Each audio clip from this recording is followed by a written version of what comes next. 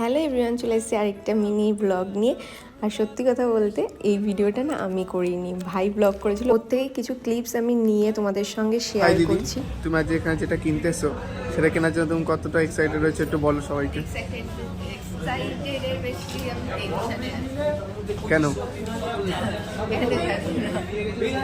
এতক্ষণে তো বুঝেই গেছো আমি এখানে ফোন কিনতে গেছিলাম রিলায়েন্সে।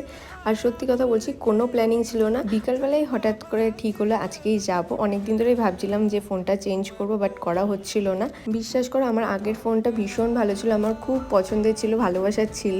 তো শুধুমাত্র ওখানে স্টোরেজ প্রবলেম হতো, সেই জন্যই আমার ফোনটা চেঞ্জ করা। যাই হোক, চেঞ্জ তো করতেই হতো, সেই জন্যেই করা। আর আমরা সবাই খুব হ্যাপি ছিলাম। আর কোইন্সিডেন্টলি না আমার ড্রেসের সঙ্গেও ম্যাচিং হয়ে গেছে। আমার আগে থেকে কোনো ফিক্স ছিল না যে আমি এই সেটটাই নেব বা এই কালারটাই নেব। যাই হোক, যা হয়েছে ভালোর জন্য হয়েছে। ভিডিওটা ভালো লাগলে একটা লাইক করে দিও। আজকের জন্য টাটা।